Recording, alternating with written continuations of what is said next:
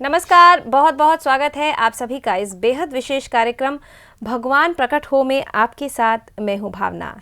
इस कार्यक्रम के माध्यम से हम अपनी पुकार को और बुलंद करने की कोशिश करते हैं, एक आवाज़ में एक आवाज़ और जोड़ने की कोशिश करते हैं। हम चाहते हैं कि आपकी पुकार भी हमारी पुकार के साथ सम्मिलित हो। भगवान को पुकारने की आवाज़ है, ये एक असंभव प्रयास है। आप भी इस असंभव प्रयास में जुड़ सकते हैं। भगवान को हम पुकार सकते हैं। जाना तो यूं भी है, लेकिन एक आवाज़ देकर जाएंगे तो बेहतर रहेगा। एक आवाज़ लगा सकते हैं, भगवान को आप प्रकट होइए। इस कार्यक्रम में हमारे साथ शामिल हैं कार्यकर्ता इस अभियान के पवन कुमार चौधरी जी। आइए उनका स्वागत करते हैं। पवन जी, बहुत बहुत स्वागत है। पवन जी, हर बार हम बात करते हैं कि हम अनुरोध करें भगवान से कि भगवान आप प्रकट होइए। अब आपसे जानना चाहती हूँ, आपने अपनी पत्रिका में लिखा है भगवान मेरा मैं ही मुझी से ही छुपा हुआ है। ऐसा क्यों लिखा है, इसका क्या मतलब है? जी जी जी, भगवान मेरा मैं ही मुझसे ही छुपा हुआ है। आपने सही कहा, ऐसा हम लोगों ने एक जगह लिखा है। मतलब आज हम इतने मशगूल हो गए हैं।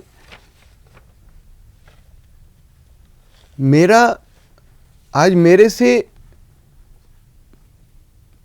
अगर मैं आपको नहीं जानता हूं तो चलो ठीक है, अगर मैं इनको नहीं जानता हूं तो चलो ठीक है, अगर मैं उनको नहीं जानता हूं तो चलो ठीक है कि ये मेरे से ठीक है, आप मेरी बहन है लेकिन मेरे से अलग हैं, अलग एंटिटी हैं।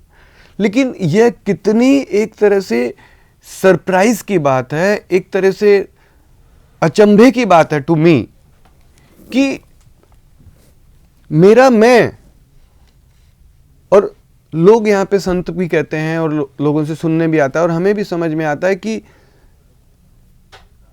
हम कहते हैं मैं पवन कुमार चौधरी हूँ, मैं ये हूँ, मैं वो हूँ, और वही एक दिन हम सर जमीन पे लेट जाते हैं, कहते हैं पवन जी विदा हो गए, पवन जी विदा हो गए। अरे भाई पवन, कल यही शरीर मान लीजिए फलानी जगह चला गया, वहाँ जाके कहता था मैं यहाँ पहुँच गया हूँ, मैं वहाँ जा रहा हूँ, तो वहाँ देखते हैं तो कौन है, यही शरीर वहाँ मिलता था। अब वो शरीर यहाँ पड़ा है, कहते नहीं पवन जी तो विदा हो गए। यानी कि कुछ तो मेरे अंदर है जी। तो उस मैं को कौन नहीं जानता है? मैं को आप नहीं जानते तो चलो it's all right for me कि यू डोंट नो मी, लेकिन मेरे को मेरा मैं मेरे से ही छुपा हुआ है। जी पवन जी, यहाँ एक चीज़ आपसे जानना चाहती हूँ। जैसे कि आपने कहा कि हम अच्छे हैं, हम बुरे हैं, हम खुद को जान रहे हैं, खुद को नहीं जान रहे हैं, तो इसका हमारी आवाज़ से क्या लेना देना है? बिल्कुल बिल्कुल सही कहा आपने। इसका हमारी आवाज़ से क्या लेना देना है?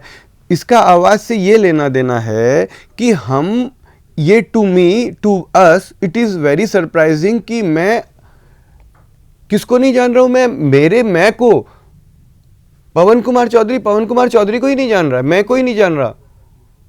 और इसके अंदर मैं को जानना इतना बड़ा एक टास्क हो गया है, जिसके लिए हम इट इज़ कि हम वहाँ जाओ, उनसे ज्ञान लो, ये करो। तो ये जो सारी एक दुविधा दिमाग में लगती है कि अरे यार मैं खुद को ही नहीं जान रहा हूँ। तो लेकिन उसी तरफ हमारे को एक साथ में एक किरण और दिखती है कि ठीक है मैं को नहीं जानता, लेकिन यहाँ पर एक बात समझ में आती है कि कोई न कोई तू है जिसने मैं को बनाया है, कोई न कोई सत्ता है जिसने मैं को ही नहीं, आपको हर कण को बनाया है, सूरज चांद धरती आकाश को बनाया है, जिसके लिए हर कोई कहता है कि वह परम समर्थ है, वह हर जगह मौजूद है, वह हर एक को सुनता है, वह हर तरीके से ज्ञानियों का भी परम ज्ञानी है, और वह हमारे हर कण में हमारे साथ में, हर समय हर क्षण में हमारे साथ में। रात के 2 बजे तकलीफ होती है तो हम उसे आवाज देने में एक सेकंड को हिचकिचाते नहीं है। बहुत बार ऐसा होता है, समस्याएं हमारे जीवन में आती हैं, हम सालों साल भगवान को पुकारते रहते हैं, हम कहते हैं भगवान आप आइए हमारी मदद कीजिए, लेकिन अगर हमारी समस्या का हल नहीं होता उसके बावजूद भी हमारा विश्वास नहीं डगमगाता है, विश्वास नहीं डगमगाता है और हम फिर भी भगवान को पुकारते हैं। तो उसी स्थिति को लेकर करके यहाँ पे चला जा रहा है कि जब हमारी जरूरत में हमारे सालों साल हमारे को हो गए पुकारते हुए, और वह जो चीज हमने भगवान से मांगी है वो हमें नहीं मिली, फिर भी हमारा विश्वास नहीं डगमगाता, फिर हम पुकारते जाते हैं। तो माना मेरा मैं ही मुझसे छुपा हुआ है। बहुत तकलीफ की बात है कि मेरा मैं ही मुझसे, लेकिन मेरा तू, मैं भले छुपा हुआ है लेकिन मेरा तू जिसने मेरे मैं को बनाया है वह तू यहाँ पर है। तू समर्थ है, मैं समर्थ नहीं हूं। तू समर्थ है, तू परम समर्थ है और तू यहाँ पर है, तू सुन रहा है। तो ये मैं को चक्कर को छोड़ दे। मैं सब लोग बोलते हैं मैं को जानो, मैं को जानो, मैं को जानो। अरे भाई मैं को पड़ा रहने दे, चलो जो भी है मैं है, जैसा है जो है, तू तो है, तू उस मैं से बहुत बड़ा है जिसने उस मैं को बनाया है। क्यों ना मैं तू को ही आवाज दूं। भगवान, मेरे माँ बाप, मेरे रचयिता, मेरे प्राणपति, तू तो है। ये मैं तो मेरे पास में ही होकर के मुझसे छुप रहा है, लेकिन तू जिसने मेरा मैं को बनाया तू भी छुप रहा है। भगवान तू तो मत छुप। यह मैं को मैं कितनी भी आवाज दूं, ए भाई मैं, ओ अंदर भाई, अंदर वाले मैं, जरा बाहर आ जा, वो शायद सुने या समर्थ हो या नहीं हो, आई डोंट नो, लेकिन तू जिसने इस मैं को बनाया है वह निश्चित तौर पे परम समर्थ है। हर कोई कहता है कि तू परम समर्थ है, परम ज्ञानी है, परम परम परम परम परम परम परम सब कुछ परम है। तुझसे ऊपर तो कहीं कुछ है ही नहीं। तू है, तू सुन रहा है, तू समर्थ है। तुझसे ना निवेदन करूं, जान दो मैं को कि भगवान मेरे पिता, मेरे मैं के पिता, मेरे मैं के निर्माता, मेरे मैं के रचयिता, हर कण के रचयिता, तू यहीं पर है। तू प्रकट हो जा, तू प्रकट हो जाएगा, फिर बाद में ये मैं तू ये सब चल जाएगा सारा। तो इस हिसाब से ये कहा जा रहा है कि मेरा मैं मुझसे ही छुप रहा है, तो क्यों ना मैं तू को आवाज दूं। तू तो है, तू सुन रहा है, तू प्रकट हो जा। माँ बापू प्लीज तुरंत प्रकट हो, मेरे भगवान प्लीज तुरंत प्रकट हो, मेरे प्राणपति प्लीज तुरंत प्रकट हो, बिना भ्रम के प्रकट हो।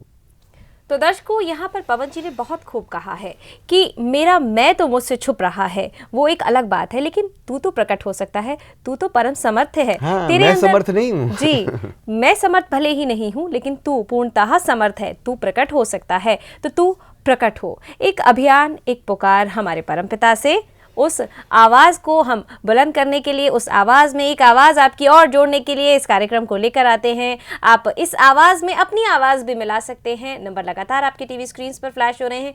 कोई दान दक्षिणा आपसे नहीं ली जाती, किसी तरह का ढोंग, किसी तरह का आडंबर यहाँ पर नहीं किया जाता।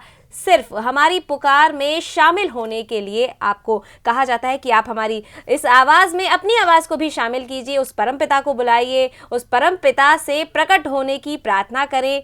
हम सालों साल बीत जाते हैं, भगवान से प्रार्थना करते हैं कि भगवान हमारी मनोकामनाओं को पूरा कीजिए, हमारे दुखों का निवारण कीजिए, ये जो कष्ट हमारे जीवन में आ रहे हैं उन्हें समाप्त कर दीजिए। लेकिन जब साल बीत जाने के बाद भी वो परेशानी, वो कष्ट, वो समस्याएं दूर नहीं होती, लेकिन फिर भी हम भगवान को बुलाना नहीं छोड़ते। बस ऐसा ही एक ये प्रयास है जिसमें हम भगवान को प्रकट होने के लिए कह रहे हैं। जानते हैं ये असंभव है, जानते हैं कि ये बेकार का प्रयास है, लेकिन एक आवाज़ तो आप दे ही सकते हैं। जीवन से तो वैसे भी विदा लेनी है, लेकिन ये विदा लेने से पहले एक पुकार आप परमपिता से कर सकते हैं कि भगवान आप प्रकट हों।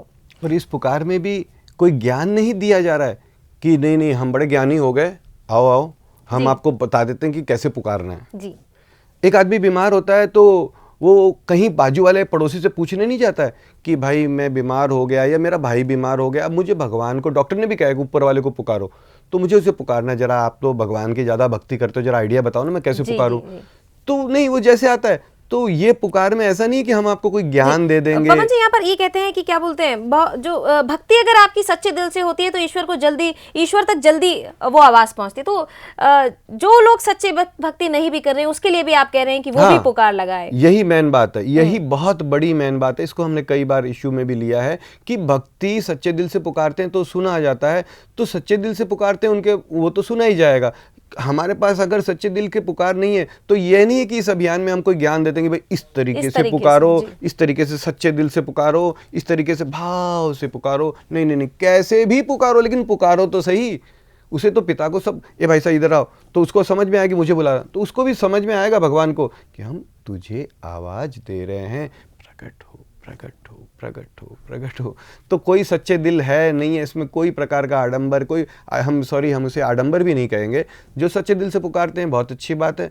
जिन्हें हम जैसों के पास में सच्चा दिल नहीं है, प्रेम से नहीं पुकारना जानते, भाव भक्ति नहीं है, तो भी हम उसे आवाज़ दें जिस तरीके से भी। जी, एक आवाज आप दे सकते हैं, हमारी आवाज के साथ अपनी आवाज को मिला सकते हैं। एक पुकार उस परम पिता से, हमारे रचयिता से, हमारे प्राणों के आधार से हम कर सकते हैं कि भगवान प्रकट होइए। जीवन से विदा आप लेंगे ही एक ना एक समय, लेकिन एक पुकार कर कर अगर आप लेंगे तो शायद आपके मन को कुछ आनंद की अनुभूति हो सके। तो आप इस पुकार में जुड़ना चाहते हैं तो उसके लिए नंबर लगातार आपकी टीवी स्क्रीन पर फ्लैश हो रहे हैं। और अगेन मैं वापस बोलूंगा कि आनंद की अनुभूति हो सकती है, that is again not defined here कि उसे आनंद, हमने तो पुकार लगाई हमें आनंद नहीं मिला, हमने तो पुकार लगाई हमें शांति नहीं मिली, लेकिन मन में एक रहता है कि हाँ, हमने कि इतना तो रहेगा कि नहीं, मेरे पिता को मैंने आवाज तो दी थी। एक बेटा अपना पिता अमेरिका में, बेटा कॉल, बापूजी बम्बई आ जाओ, बापूजी यहाँ आ जाओ, बापूजी आवे या ना आवे वो उन पे डिपेंड करता है। उसको आनंद मिले या ना मिले, हो सकता है वो आएंगे तो उसको, और लेकिन नहीं वो मेरा पिता है, हम उसे आवाज दे रहे हैं। कहीं उस परम पिता को भी अच्छा लगेगा कि हाँ मेरे बच्चों ने आवाज दी, मेरे बच्चों ने, उसका भी जी खुश नहीं होगा। जी बिल्कुल। तो लेकिन तो ये हमारी बेसिक रिक्वायरमेंट है, it's not reciprocal, it's not related to any of कि भाई हमें आनंद मिलेगा, शांति मिलेगी, ये मिलेगा वो मिलेगा, नहीं, मेरी जरूरत है, मेरा पिता मेरी जरूरत है, जी दैट्स इट। तो हमेशा भगवान जो होते हैं अपने बच्चों को खुश करने के लिए हर संभव प्रयास करते हैं, तो बच्चों का भी कुछ कर्तव्य बनता है, कोई एक प्रयास बनता है कि हम अपने परमपिता को खुश करें। अगर आप उनको आवाज़ लगाएंगे तो निश्चित तौर पर वो भी प्रसन्न होंगे। फिलहाल वक्त हो गया है आप सभी से विदा लेने का, लेकिन जाने से पहले पवन जी का धन्यवाद देना चाहेंगे। पवन जी, इस पुकार के लिए बहुत बहुत धन्यवाद। प्रणाम। नमस्कार।